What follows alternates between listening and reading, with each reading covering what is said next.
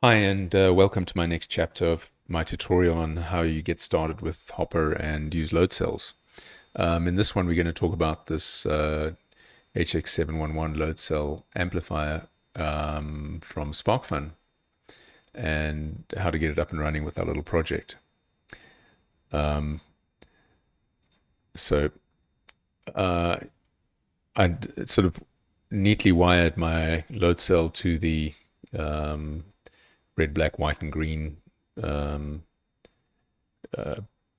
holes in this board. And most of the generic load cells like this come with these four color-coded wires. So I'm going to assume that for now. If you have a different configuration, let me know in the comments and I'll add more instruction on about it. I'm going to do other ones in future which don't have those and where you need to use a combinator board. Anyway, and then I've put some header pins on the other side so I can use it on the breadboard there. And I'm going to wire that up in a second. But I thought of something else since I made the previous video. I want to talk a bit more about the Hopper environment and specifically the file system. So inside the Hopper environment, you've got this console. And you can do things like, say, change directory to the source folder and then do a dir of the source folder, right? And the structure, the reason I did this is so that it'll be consistent on everybody's machines. So there's no E colon or D colon or C colon or no root folder here. And the same will be true when it runs on other platforms. So the slash is always the same direction. And there's some constraints in the Hopper file system. Like, for example, you can't have spaces in paths or spaces in file names because it's confusing. I've got a whole video I've written about this, but it's nice to know this. And on your system, like on my system, the Hopper folder is under my repos because it's on GitHub repos. And then underneath there, I've got source, and inside source, I've got all these folders. So there's a corresponding, where you unzip the Hopper zip file on your machine. That's where the source tree is on your Windows machine. So you could use the Windows Explorer to go find files in the source as well, or to go make folders and projects and stuff. So I've got here projects, and then I've got Michael because that's me. But you could put, your own projects folder in here. And we can do the same thing over here. So we can go cd projects, and we can make, I think it's md John, like that, cd John. And now we've got John's projects, right? So now inside, and it should be empty, so there should be nothing in there. And if I go back to here under projects, there's John now. So they're the same thing, they correspond. Anyway, that's what I want to show you because we're going to create our project under John and carry on from there, or whatever your name is. And when you're using these projects, when you're saying, I want to use a different device driver, or I want to use a different board, all the paths are consistent in all our projects because of this structure, because we're working in the Hopper shell and not in the Windows shell. In the Windows shell, I would have to put D colon repos in front of it, or some relative path to a different drive, or anyway, it just makes it much easier so the paths are always the same for all of us. Well, okay, John, you don't mind if I call you John. Let's do the wiring. So this is where we left off. We had our two little alternating blinking LEDs in what were they, GPIO 15 and 14. So they were down here, GPI 15 and 14. And we'd put our ground in there, we'd put our 3.3 volts there, we've got our two rails together. Okay, and as I mentioned, I soldered on my amplifier. So now I'm going to put my amplifier in any arbitrary position here. I'm going to leave some space for what's going to happen in future, but I'm just going to put it over there. Right, and if we look at our amplifier pinout, it's got a VDD and a VCC, and I think you can have like 5 volts on the one and 3.5 on the other, but you can also just have 3.5 on both, since it's 3.5 volt system. Keep it simple, and you've got a ground on the right like that. So we're going to put those in first. And I like using short little jumpers, like, these little guys here for that sort of thing. So unplug the power when you're working on it. Because, if you plug in the wrong one, at least you're not shorting it out while it's powered up. So, and the power ones are really important not to short out or get the wrong way around. Or, yeah, okay, so ground. And that's why I always use colors. So black for ground and red for the positive power. So let's do that one. Oh, it's a bit fiddly to do at arm's length like this. I should just pause the video, but let's do that. Okay, come on. Here we go. That's a bit of a fight. So there's my power done. Doesn't look very pretty, but it'll work. Okay. And then what do we got left? Okay, so on these devices, did I put in the wrong pin? Yes, I did. Can you see that? Yeah. So let's move that along. It was off by one pin. And let's just put the ground in on that side. Still making a hash of it. No, I wasn't wrong. I was right. Anyway, whatever. So let's just do those again. There we go. So did we get it right? Let's have a look. Line it up. Yeah, it's just a little bit of parallax with the camera. Confused me. There we go. So we've got the data and the clock pin still to do. Right? So I'm going to use my longer jumpers for those. So I've got these longer jumpers for those. Maybe they're not long enough today. Are they long enough? Yeah, they look long enough. Maybe a bit of a stretch. So I always make my clock yellow so that I know what's my clock. And I'm going to put the clock into GPIO 15. And I'm going to put the data. Which way around? No, I'm going to... Yeah, clock in 14, data in 15. So there we go. So like that. So yeah, in order, clock, data, clock. There's the data. And there we go. And those bottom two pins. All right. Now we need to go and write some code to make that work.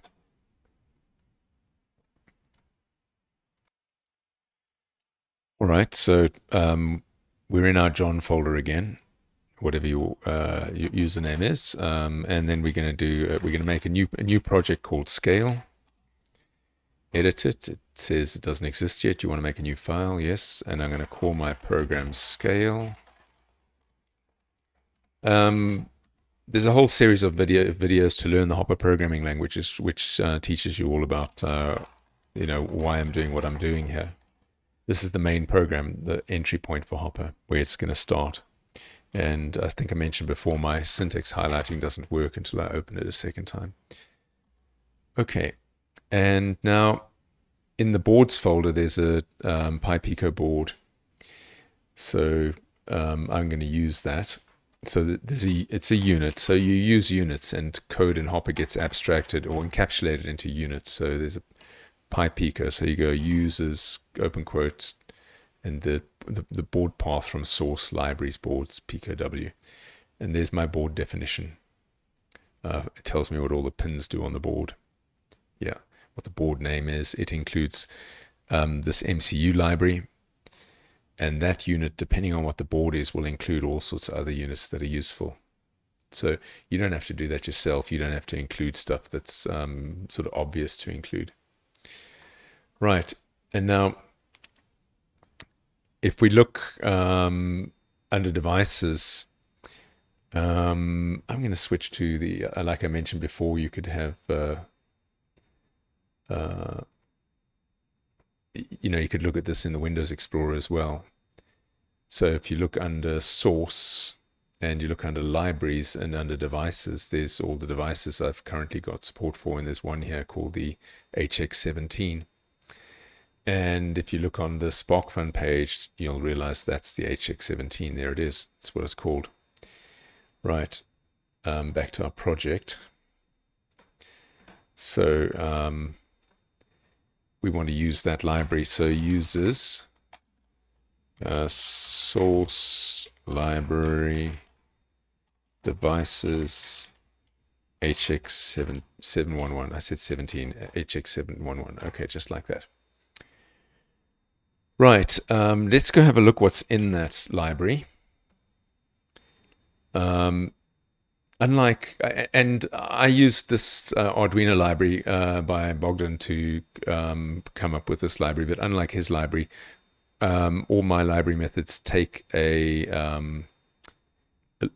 use a load cell so that you can use more than one.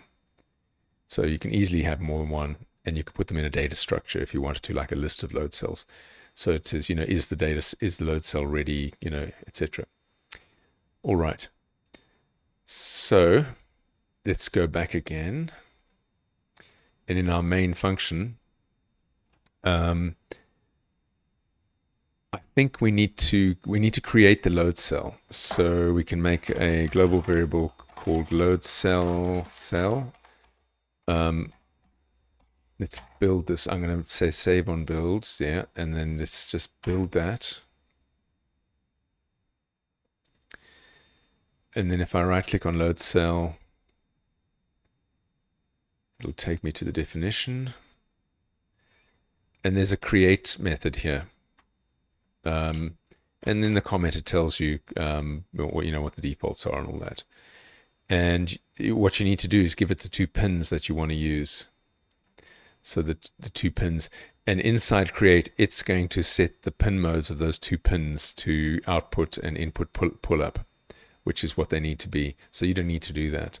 So all you do in your program, see I double clicked on the name up in the top right to jump back, is you just need to do, load cell. You just need to do cell is the return type from this is a load cell, and that's how we create one.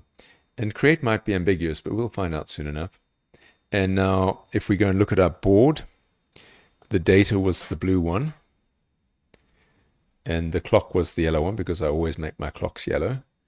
So that means then which one do we want first in our argument list? So we want data, then clock. And so that would be 15, then 14, because the left one is GP15. So let's do that here. So we got GP15 and GP14, like that. And I can F7 to compile to see that that's going to work, because there may be another create in the system. You see, no matching overload found for file create, it says over there. Let me just switch that up so you can see what the error message is. There you go, for file create. So that's because there's more than one create. And if we go and if we right click and go and have a look at our unit, the unit's called HX17. So we can qualify the create so that it disambiguates it by just doing HX17 dot. And now we go F7, and now it'll compile. All right. Now what are we going to do with our cell? So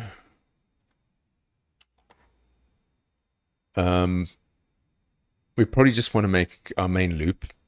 So like a loop like that.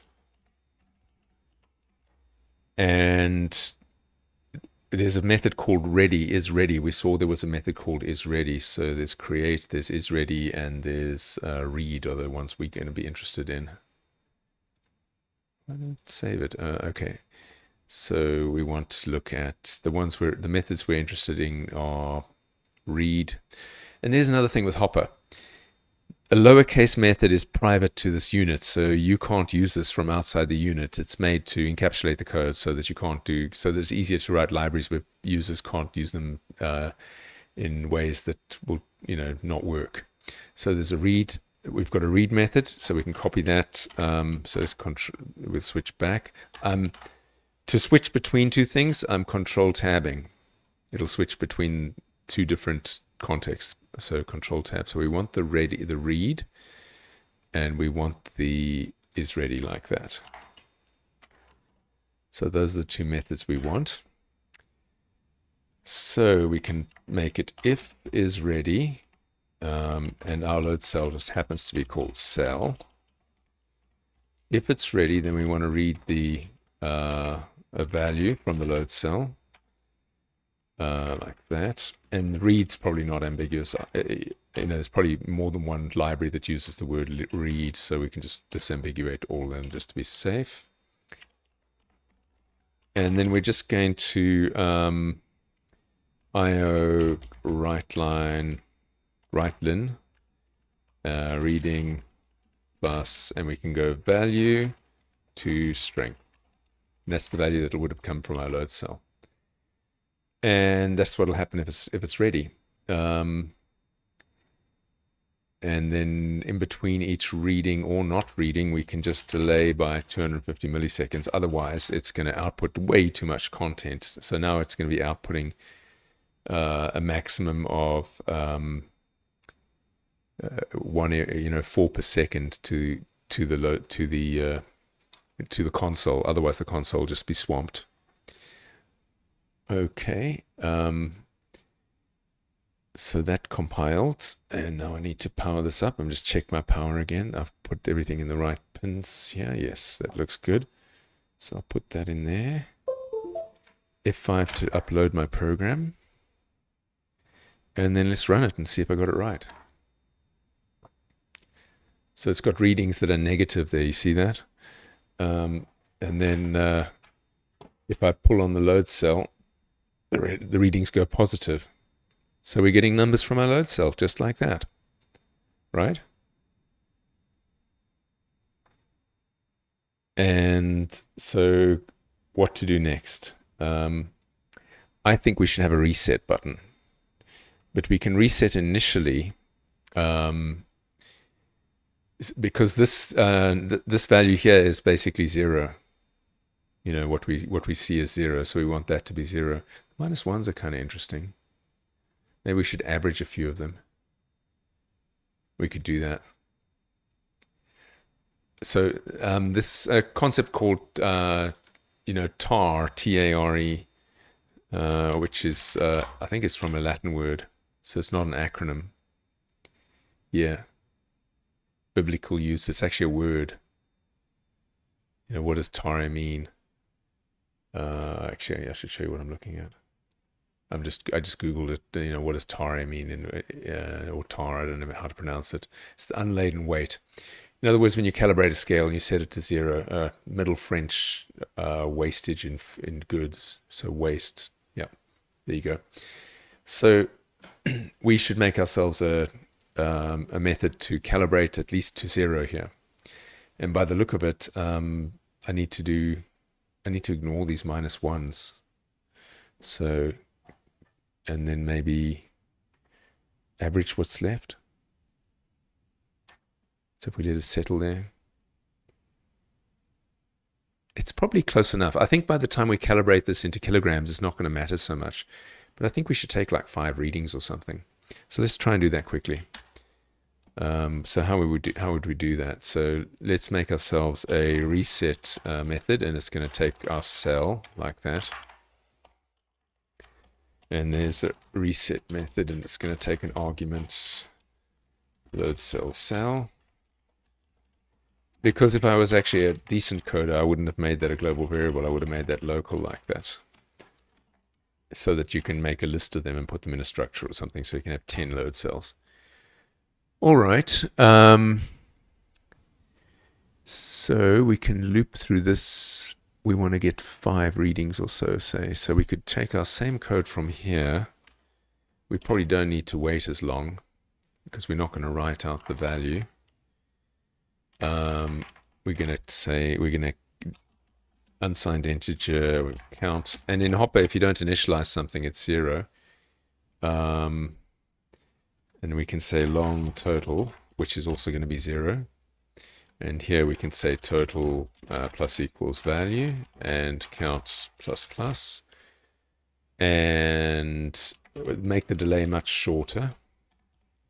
Okay, and I didn't like that -1 value, so I could say if value is not equal to -1, because it just looked like a spurious value. So I'm just going to ignore it. And then here I can say if count equals 5, then we're going to break out of our loop. And then we're going to say total divided equals 5. Yeah, I think I've got a flaw in my design. Do I have tar value in there? It's called offset. I do have a thing for offset, but I maybe don't have a way to set it. We could add a method here quickly. So we can say, is there the word tar anywhere in this library? No. Set tar long tar, and it should take a load cell. And then we can just say cell.offset equals tar. And the reason I need to do this here is because these are all private. They're all lowercase. All the members of my cell are deliberately private here. So let's see what that does. So yeah, here they're all deliberately private. Okay. And is it using that anyway? I wonder if it's even using it. Nope. So yeah, even more work to do. Okay. Because at that point, what we want to do is we want to set the load cells tar to whatever we measured there. Something like this. And to the average of the 5. There we go. Well, let's see how far we've got. We know we're going to reset initially, and it's going to loop through, and when it gets a value, it's going to add it to our total till we've got 5 of them, divide by 5, and then set the value. So we expected some negative 17,000 or something based on the previous readings. So let's load that in the debugger. I'm going to put a breakpoint over here and just F5. So it's resetting. Not doing what I expected. It's just sitting, it's stuck. So now if I Control C in the debugger, I can see what's wrong. Counts never being incremented. Created the load cell. So I can step around here. If the cell is ready, go in, get the value. If the value is not -1, does that mean it's always -1? Yeah, it's always -1. What if I wobble it around a little bit? And Control C again. Looks like it's always -1 right now. Oh, it's not going to go in there. Control C. So this is why the debug is nice. Am I showing that nicely? Let me check. No, not really. Let me move that down or out of the way. Just move it up there.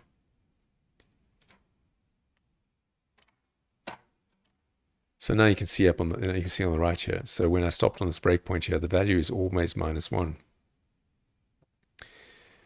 So maybe I shouldn't differentiate against -1.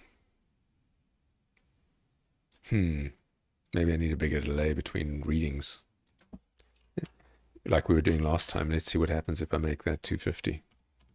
I don't know why I was getting the -1 and then a whole bunch of -17,000s. Let's try again.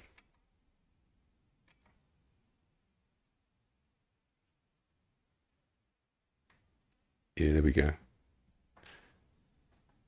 So let's see what that did if I stop it in the debugger. I'm gonna I've got an option here to say reload to start again. And let's see what we got here as a tar setting that time. F5 to run it again. It never gets there. It's funny, it doesn't get here in the debugger.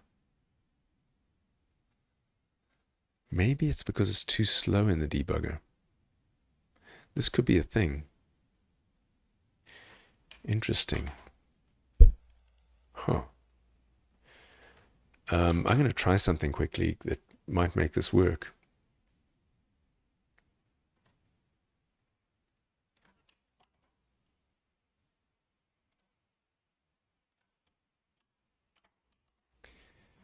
I'm going to try speeding up the processor. So overclocking, this is overclocking the speed of the Pico. See if that makes any difference.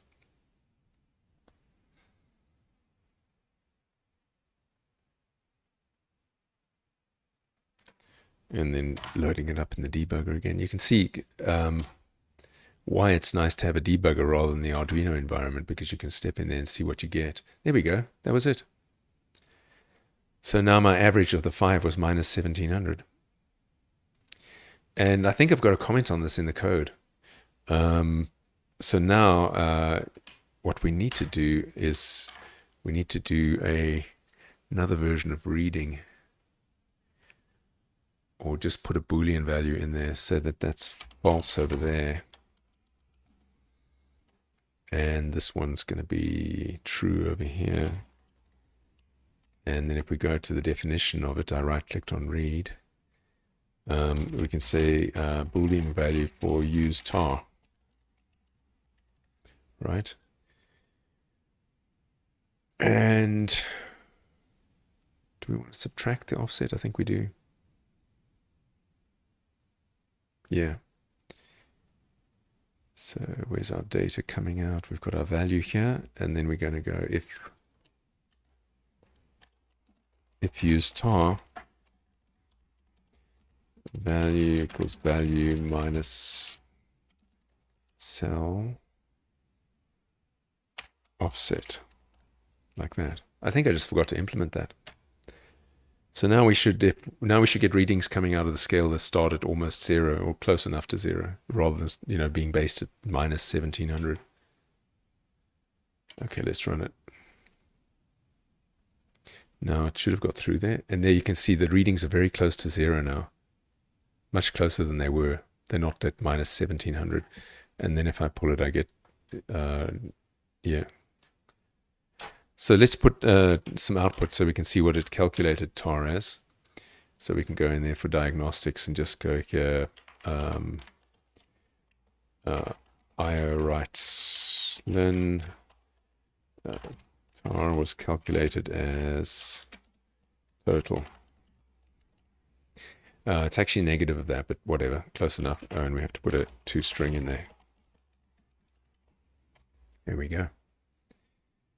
And we probably want to get that because I had this screen up here high here so that we could see what was in the debugger value, but I want it down low again so that I can see what's coming up through the console. So let's move it back down again. Actually, we can just make it a bit smaller so we can still see what's in the debugger like that. There we go. All right, launch the debugger. So now we're much smaller, so we can see the debug area and the serial port now. So now we're running in the debugger, and you can see it calculated tar at the top there at minus 17. So yeah, it's pretty close to 0 now. Keep in mind, this is a very big number, so this might as well be 0. So by the time we're factoring it down to grams, this is going to be negligible. It's going to be a rounding error. So we've calibrated it. So, I mean, made it so we can calibrate it to 0. So what I want to do in the next chapter is I want to be able to call reset from a button so that I can do it more than once. So if you change the configuration of your scale to hang it vertically like this, you can see now that tar is off. So it's now 7,000. But so if I Control C and I say debug reload, so now it should, and now I run it in the debugger, it should to calculate tar differently. It shouldn't be minus 1700. Yes, it's now minus 10,000.